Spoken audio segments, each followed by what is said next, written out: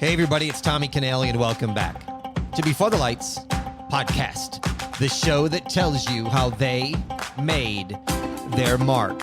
He's the author of the book, Starting the U.S. Open.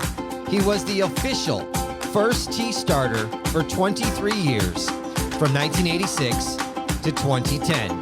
He worked for the USGA for over 35 years and held many titles, including Regional Affairs Manager of the Western United States.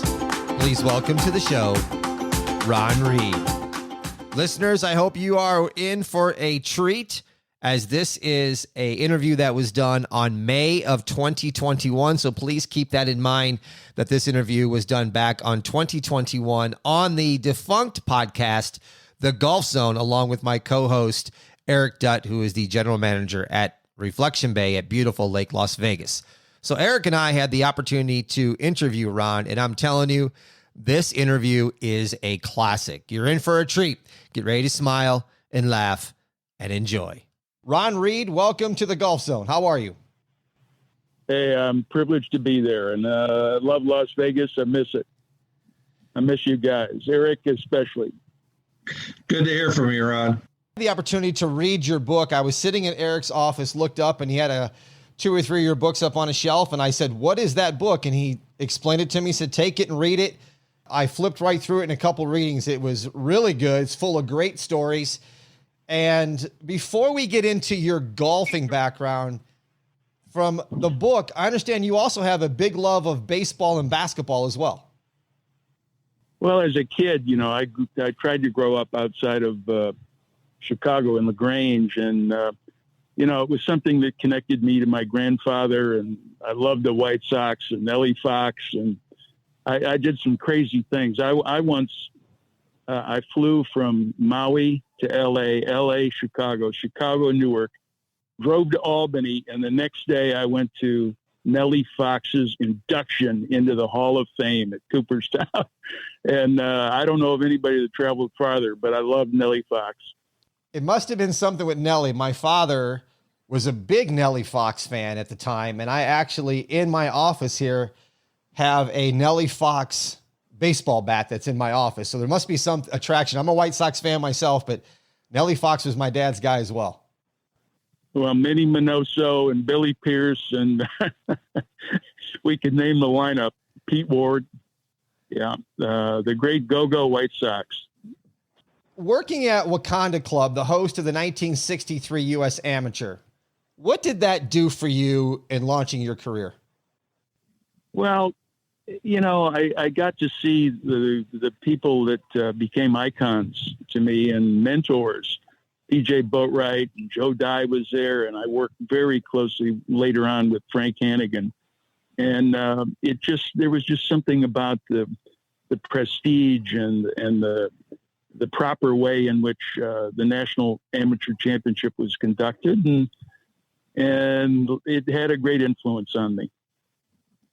When I say the name Bob Hanna, what comes to mind? Wow. I'm on the Monterey Peninsula, and of course, Sam Morris was the founder of Pebble Beach. If they have a monument to Sam Morris, they ought to have a bigger one to Bob Hanna. He was the father of the Northern California Golf Association, father in the sense of really the builder of the NCGA. Spyglass Hill Golf Course was his creation.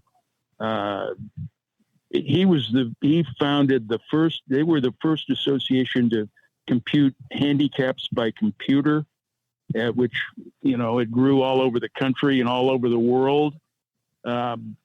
They fought the taxation of golf courses so that they were taxed as recreational property and not as their highest land usage. Can you imagine what people would pay for golf if, they taxed it like the Bank of America building in San Francisco? So Bob Hanna was a true icon of the game.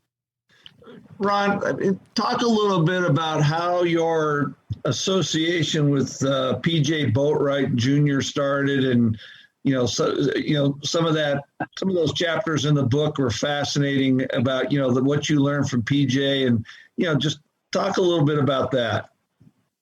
Well, I look back on it basically I lied to PJ, and I learned a big lesson.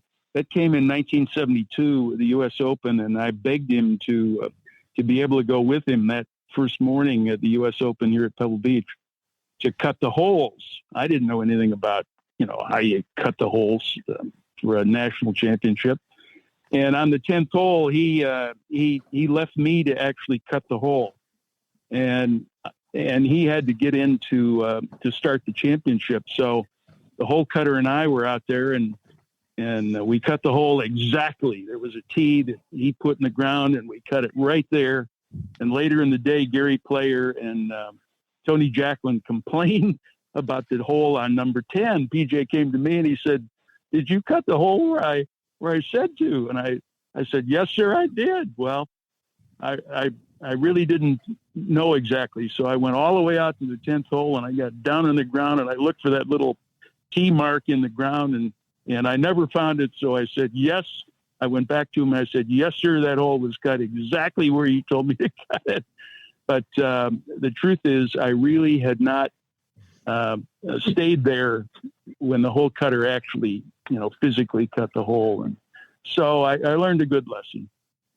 I learned how to cut holes, and I would never lie to PJ again. I worked a lot with him in my early years, and later on, he was the one that actually designated me the so-called player liaison to the U.S. Open Championship. So that's how I got to know the players, a lot better than just most people did.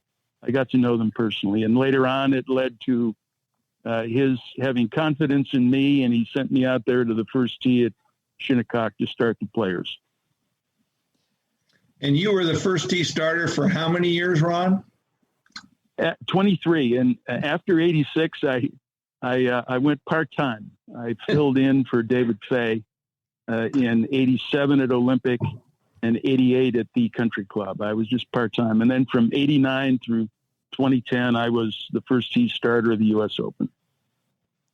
Ron, on that, how important is it and how much work did you have to do to make sure you had correct pronunciations? And as we are all a human, I'm sure there was some mishaps as well. Well, I treated it as an important task. So I was the chairman of player registration. So when they came in, I would corner them and I would say, "Now tell me how to say your name properly." And it was particularly difficult with the foreign players. Jose Maria Olazabal, not Olazabal, Olazabal.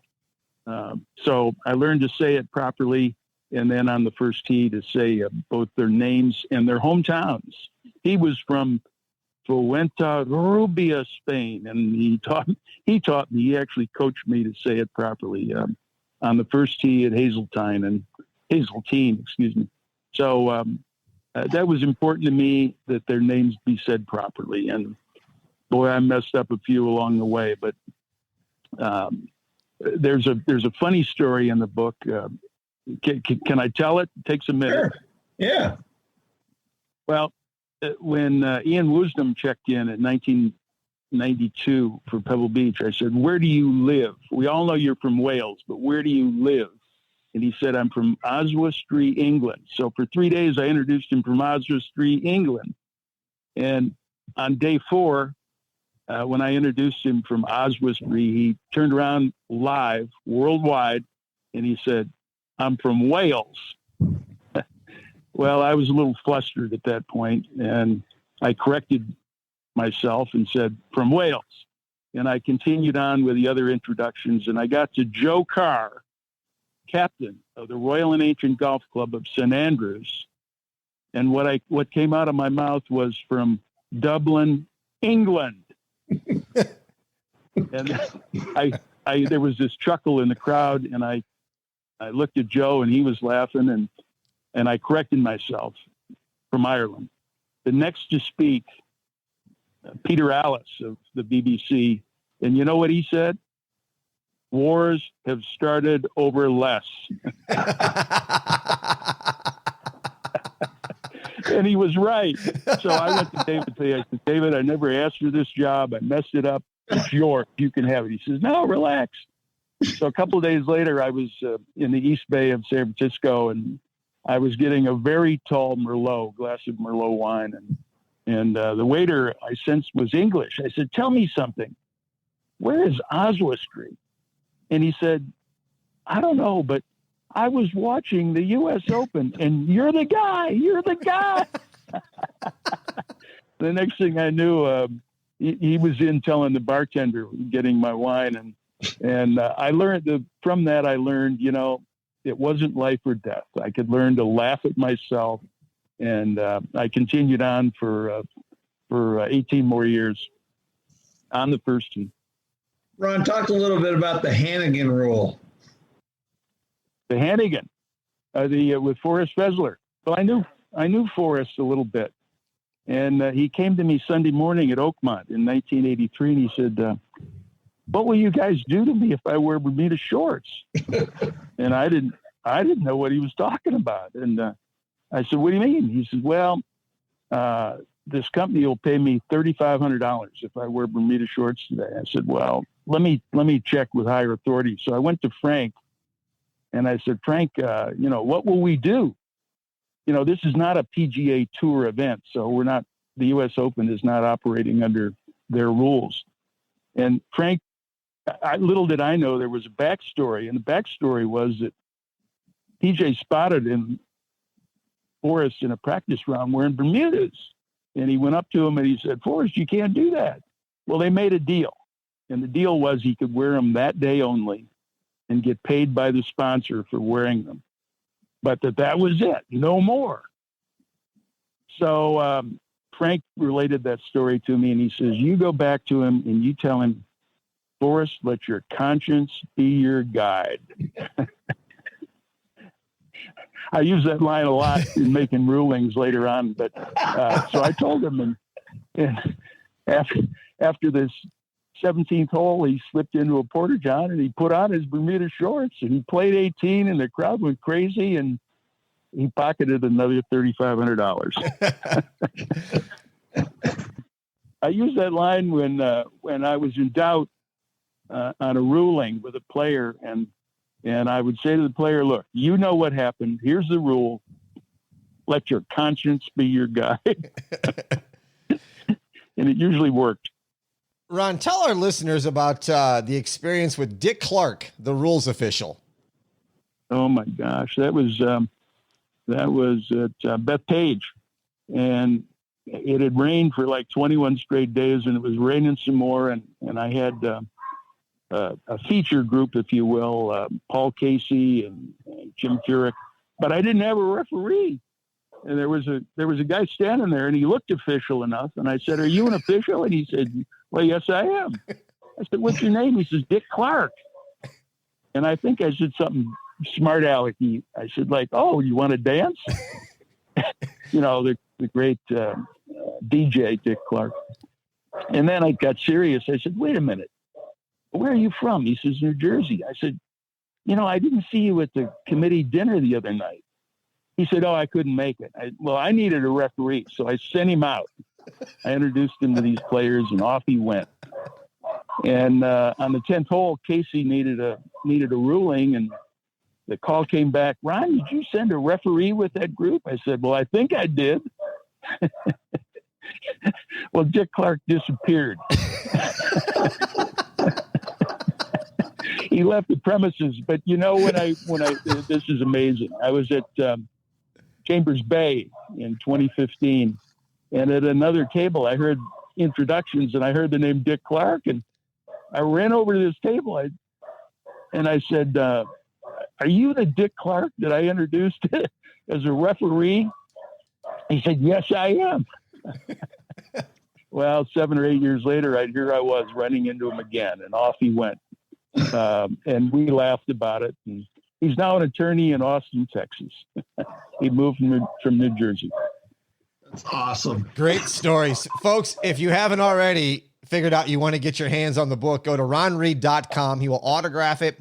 He donates 20% of the sales to children's charities. So make sure you go to our website and our show notes in the podcast where you can just click on it and order the book. It's a great read and it's a lot of fun. We're going to talk about some more stuff in the book. And Ron, if you would, in 1985, tell the Randy Erskine story.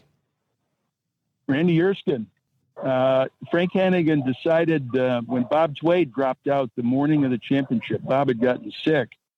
And we called Tway's home, and his wife confirmed that that the call was legit, that Tway wasn't going to play. And Hannigan said, well, we've never done this before, but get an alternate the day of the championship. So I got on the phone to Jeff Rivard of the Golf Association there in Michigan, and I woke him 6:30 in the morning. I said, tell me, who were your alternates? Well, he ticked off 3-4 names, and the fourth name was Randy Erskine. I said, well, where does he live? He says, in Ann Arbor. It's 45 miles or so.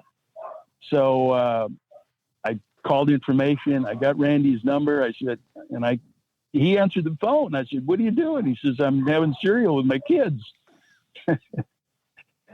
I said, well, how would you like to play in the U.S. Open? He went, golf. And the next thing I know, he was racing at 92 miles an hour on the edge of the highway to get there. And well, in the meantime, you start thinking it through. He's going to show up at the gate and he's going to say to the policeman, I'm playing the U.S. Open, and that cop is going to chuckle, tell him to turn around and go home. So anyway, I told the media, and cameras were waiting for him as he raced through the gate. And a mile before he got to Oakland Hills, he got out at a stoplight and put on his golf shoes. And he came running through the gate at Oakland Hills, and cameras were whizzing, and he went out and he shot a pretty good game. I forget, he was a couple over par, but I called him a few years ago. I said, Randy, you remember that? He says, you bet I do. That was a great moment. What's funny, Ron, is I see Randy twice a year here at Reflection Bay because he brings a group of professionals and amateurs from Michigan out here. So I see him twice a year, and actually brought that up to him last time I saw him, and he chuckled about it and said, yeah, it was quite, he basically replayed the story and talked about driving. I think he had a Cadillac or something. He was driving at 90, 100 miles an hour on the freeway trying to get to the first tee in time.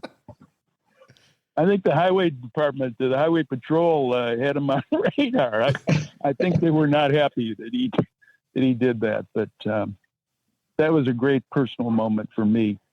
Yeah, Ron, 1995. Talk about the ruling at the Tournament of Champions at Sun Valley. Oh my gosh! Well, in Idaho, they bring all their men and women who have won any championship to Sun Valley, the Elkhorn Golf Course there, and they play 80 or 90 of them. And this particular year, they had run out of golf carts. So there I was, an official on this big golf course without a golf cart. And I watched 2 carts go by, 4 golfers, and they were a couple hundred yards ahead of me. And one of them hit the ball into a creek, and he just took the ball and very casually threw it to the side. And I watched this from a distance, and I'm 250 yards away. And I said to myself, well, they're violating the rule. What do I do now? Can I get there in time? So I decided I owed it to the field. So there I was, an official in my blue blazer in Sun Valley, Idaho. And I yelled from a distance, hold it.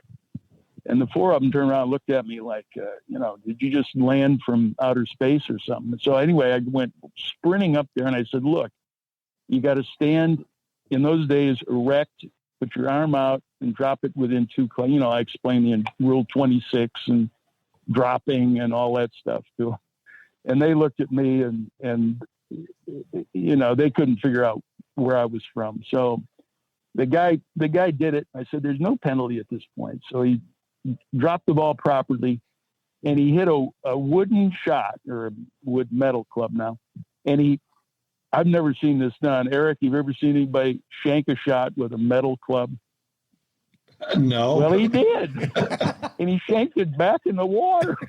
And all 4 guys turned around and looked at me like I'd hit the shot. They were steaming. So at this point, I didn't care what he did. I just wanted to get the heck out of there. And so I just turned around and I let him cheat. I went to the next hole, and there were some players there and a pretty good lady player. And I went up and I said, do you happen to know these guys behind you? And she said, well, yes, I do. I said, well, what did they win to get there in the Tournament of Champions? And she looked at me and she said, win? We're a wedding party from Chicago. I could just see their wedding dinner that night, laughing about the guy who made a ruling on these four fellas. So awesome. Anyway, that was good. That was a good laugh. That is outstanding. Ron, I'm going to ask you about a couple players, and if you would just give me your thoughts on them. First one being Payne Stewart. Payne Stewart. I loved Payne Stewart. He, I identify him as a guy who could look Tiger Woods in the eye and say, I can beat your butt. And he did.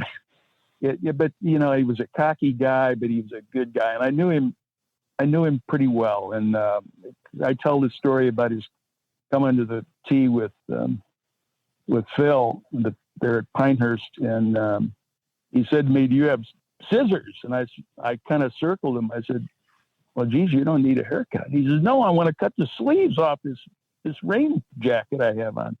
Anyway, we got him raced and got him some scissors, and the sleeves are posted there at Pinehurst on the wall someplace. He was a great guy. Loved Payne Stewart. What about Freddie Couples? Now there's one loose. Freddie is the best. I love Fred Couples. I once got a little upset with him, and he had one of those moments at Shinnecock that he probably regretted. And I went to him and talked to him like a father. I said, Freddie, you can't do that. And Joe LaCave, his caddy, was with him, and we agreed that Freddie misbehaved. But I think the world of Fred Couples. He's a great guy. Ron, if you would tell the story about the Hale Irwin unsigned card and the events that led up to that in the 1990 U.S. Open. Boy, you did read that book. Well, Hale, there I was. I'm standing on the first tee, and I'm getting radio reports about the playoff with Mike Donald that he was in 18-hole playoff, and it looked like Donald was going to win, and then Mike bogeyed the last hole, and for the first time ever, here came 20,000 people racing to the first tee, and there I'm standing there. Well, Grant Spaeth called me and he said, is there a flagstick on number one? This thing may go on. And there I was running as fast as I could to the corner of the dog leg, and there was no flagstick. We were going to have a playoff for the national championship, and there wasn't a flag. Well, fortunately they got it in the ground, but so off they went, Mike Donald and Hale Irwin, and Hale holed a putt, I don't know, 15-foot putt, I think, for a birdie. And Mike came over and he filled in the birdie 3 on the card. Well, it was stroke play. And we all know TV was there. And of course the world knew that Hale Irwin had won his 3rd U.S. Open. Well, that scorecard went into my navy blue jacket, and it went to the cleaners, and it came back pinned to the jacket. And I looked at it, and there was only the signature of Mike Donald on the card. Well, everybody knew who had won, but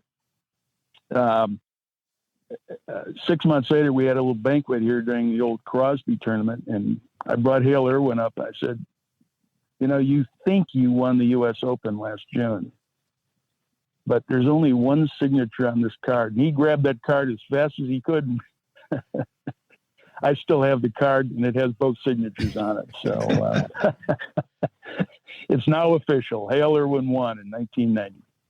Hey, Ron, talk a little bit about some of the, every once in a while there's some criticism, targeting USGA for course setup during the U.S. Open, and I can think of some specific hole locations. I think the 18th green at maybe was it Olympic Club or Riviera one year, that was a Olympic 98. Yeah, it was a little severe maybe, and talk about I guess the philosophy or the thinking that went behind the course setup for the U.S. Open. Well, the philosophy in the days of PJ Boatwright and Frank Hennigan was that fairways and greens, hit the fairways and knock it on the green, and chances are you'll be in the hunt. And the rough was often 4 to 6 inches high, and it was brutal.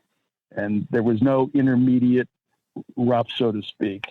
That philosophy's changed, and Mike Davis changed it so that if you miss a fairway, you have hope of reaching the green. In PJ's day, you didn't hit the fairway from that sort of rough, unless, I guess, if you're Bryson DeChambeau. But the philosophy changed, perhaps to give the players a fairer chance, if you will, to still make par.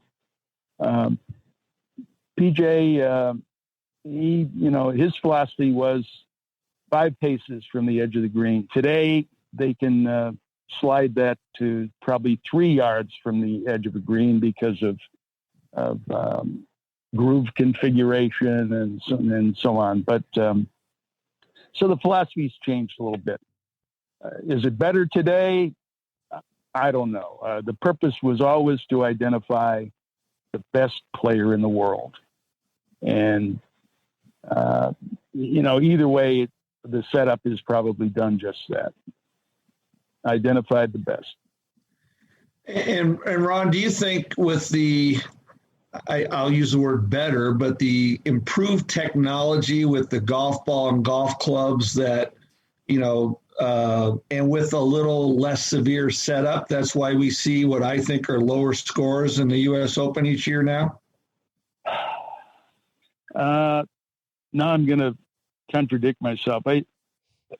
If you arrived at a U.S. Open in the old days, if you will, in PJ's day, if you were even par, you were in the hunt. Right. You hit fairways, you hit greens, even par was the number. That's why Andy North won a couple of U.S. Opens. He figured that out. Fairways and greens. Today, technology, in my opinion, has changed that a little bit. And are there more good players? Yeah, there probably are. I'm sure there are. But the greats of yesterday were just as great as anybody today, in my opinion. So technology's probably made it a little easier for the players today. Ron, what's your feelings on playoff format that they no longer use 18 holes on Monday? I personally fought it. I even suggested in the book, I suggest, hey, there isn't a Pro-Am the week of the U.S. Open. Start it on Wednesday. And then if occasionally there's a playoff, can you imagine what a day of golf it would be on Father's Day to have an 18-hole playoff for the national championship? It'd be immense. Let's see, the Kentucky Derby's on Saturday. The Final Four has semifinals on Saturday. It's a big day for television. The Kentucky Derby, all the rest. Saturday is a pretty good day for television. So, but I think television dictates, and it did in this case. They've gone to a 4-hole playoff. Mm-hmm. I think it, in some way, makes the U.S. Open less important. Okay. Ron, I mean, did you keep any memorabilia like scorecard? Obviously, you've got the Hale Irwin scorecard from '90, but did you keep any other things as mementos from your time at the Opens? Well, I had the flag of Tom Watson in 1982 in his chip in, and I gave it to him 23 years later, I guess, or thereabout, 21 years later, I gave it to him at Olympia Fields. But what I did, Tom, that was his last U.S. Open. And Bruce Edwards, his caddy, had ALS and wasn't going to make it. And Sunday morning, I took the flag that I'd had for all those years, and it dawned I was going to have it signed and I was going to keep it myself. And then all of a sudden I said, wait a minute. Bruce Edwards is dying. I want to give that flag to Bruce Edwards. And so I chased around looking for Tom to okay it and never found him.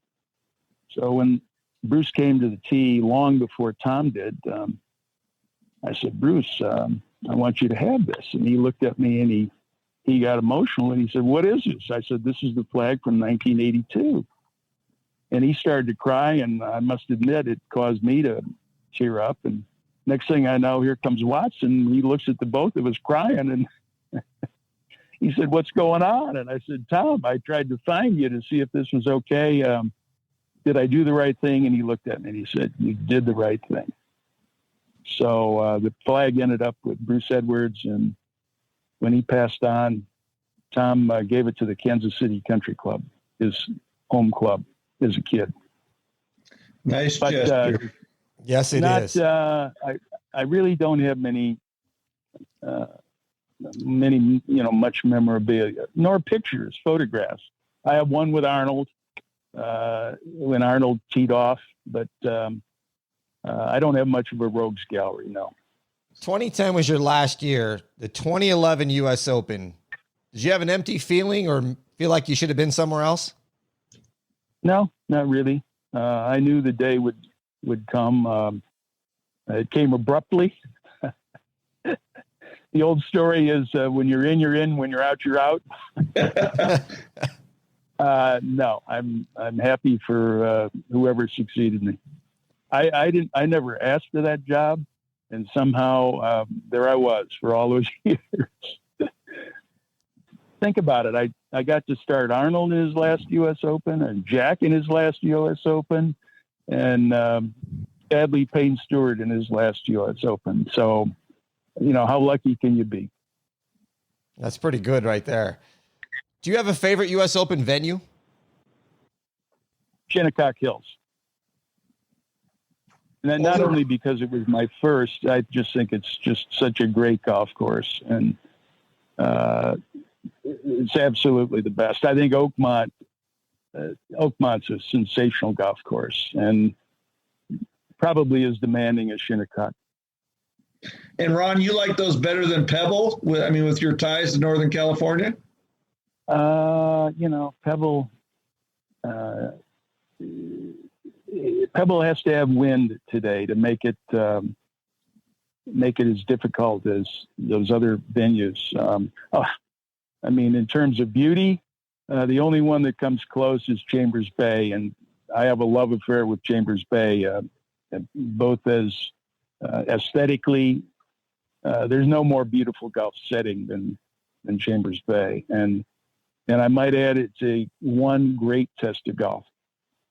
Hey, while we're on Chambers Bay, let's talk about the Open there and the USGA's decision, to what was the word, that brown was the new green, and some of the conditions there that were prevalent during the Open. And I'm very close with Reese Jones, and I think what his brother did that golf course. And what were your thoughts about just the decision or the departure from what we normally saw on TV to what we saw at Chambers Bay that year? Well, let me digress for a moment. Robert Trent Jones Jr. is also a friend, as is Reese. And I knew the importance of, Reese became the U.S. Open doctor, if you will. And Bobby, his brother, had never designed a U.S. Open golf course. And Bobby told me about this property, and I was standing there on the rim of it with John Ladenburg, the executive of the county, and Bobby Jones and myself. And I looked at all of this sand and I said, we built it day one to hold the U.S. Open. So, I saw I saw what it could be in the hands of Robert Trent Jones Jr. And I knew what it meant to Bobby to be able to do that. So a couple of years later, when it was announced, it was, one of the prideful days I've ever had. And I know it was for Bobby. We had dinner that night and they announced it. And he was constantly being called from all over the world to thank him. But the Brown thing, nature turned on the superintendent, Eric, and it turned on the USGA. It was perfect fescue greens roughly a month before, and then the heat came, and the POA took over. And hey, look at the leaderboard. Pretty good players at the top of that board. Jordan, of course, and Dustin Johnson and Grace were at the top. So the scoreboard indicated it was a great test of golf. Was it brown? It was very brown. As Frank Hannigan used to say, green grass is for cemeteries. Well, as a course operator, I'm sitting here as a guy who manages golf courses. I mean, that gave us the opportunity to, have a little more latitude with how we maintain our golf courses, which, I'm sitting here in Las Vegas, and, to have a golf course green year round is a considerable expense in a variety of ways. So, that opened at Chambers, really opened the door for a different philosophy for a lot of, golf course operators and even golfers that, it's, and you're familiar with obviously courses in Scotland that courses weren't always meant to be green every day of the year. You and I are on the same page. I get so excited when I go to Bandon or Scotland and I look down at an off-color turf and it just warms my heart. And furthermore, I don't hit it that far. So, I need that run, dry turf. But I agree 100% with you. And unfortunately, American golfers, in my opinion, they tolerate it when they go overseas, but when they come home, they want to see green grass. So I understand that too. Ron, any chance there's a volume 2 of this book coming? I'm thinking about maybe a Charles Corralt. You remember him? Oh yeah. He wore bow ties and I wear bow ties. No, but he was a traveler and, he would report every Sunday morning on his travels.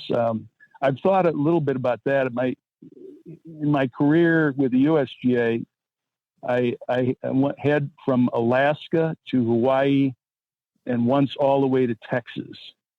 And I'm in the luckiest guy in the world. I got to know guys like Eric Dutt and a lot of great people in the game of golf. But that was a huge area. And so I've thought about writing a book about my travels, like Charles Corralt kind of a thing. And, I'll give you one quick story. I went into Jackson, Wyoming once and tracked down the golf pro. And I said, geez, why don't you invite us for a championship to Jackson? And they only have a season of 4 or 5 months. So it would be a big commitment. Anyway, they held the U.S. Public Links. And the first morning of that championship, there I am, I'm out cutting the holes.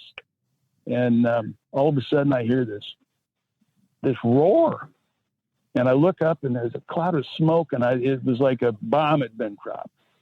And 900 head of cattle came down the road just as we were starting the U.S. Public Link. And those cattle didn't care whether we had a fence or a golf championship. They went anywhere,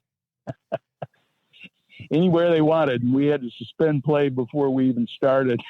So anyway, it's a lot of silly stuff that I recall, and I may write about it. Yes. I have a title. I left it on the range. I like it. I like it a lot. I think most golfers can relate to that.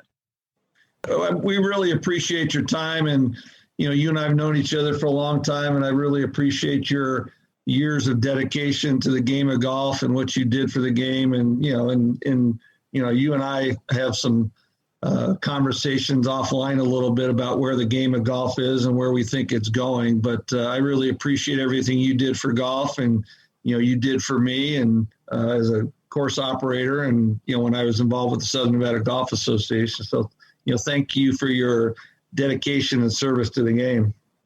Well, you're kind. And let me say a couple of things, if I may, in your closing. And I know you have a time problem, but, I talk about the dreamers, the guys that dream of playing in the U.S. Open and who go through local and sectional qualifying. And one of them was a guy who entered from prison, Henry J. Brown. And the story of Henry J. Brown is worth the whole book, in my opinion. But Eric Dutt, as I just told you, I travel a lot for the game of golf. There's nobody in the game who understands the game any better and manages better than Eric Dutt. And I mean that sincerely. So I have a lot of respect for you. And lastly, in closing, if I may, can I do something special? Sure. Ladies and gentlemen, this is the final pairing in the United States Open Championship. The players are Eric Dutt of Las Vegas, Nevada, and Tommy Canale of Las Vegas, Nevada. Mr. Dutt has the honor. Play away, please. Raucous applause. Very cool, Ron. That is awesome. That's one way to end the show. Ron, I can't tell you how much this means to me. I've thoroughly enjoyed it. Thank you so much for your time. Tommy, thank you. Bye, gents. What a fantastic show with Ron Reed. I hope you thoroughly enjoyed that as much as I did. Make sure you please go to ronreed.com and get your hands on the book, Starting the U.S. Open, from Shinnecock to Pebble Beach. He will autograph it, and he donates 20% of sales to children's charities. I want to thank Eric Dutt, my co-host on that show, and Ron Reed for making this episode of Before the Lights possible. Listeners, I'm also an inspirational speaker that will inspire you to inspire others with my story of beating cancer against the odds. Flip your hourglass. Your time is running out. Go to TommyCanale.com. That's TommyCanale.com, or click the link in the show notes. That's going to do it for this episode of Before the Lights. I'm Tommy Canale. And until next time, everybody, I salute a chin chin.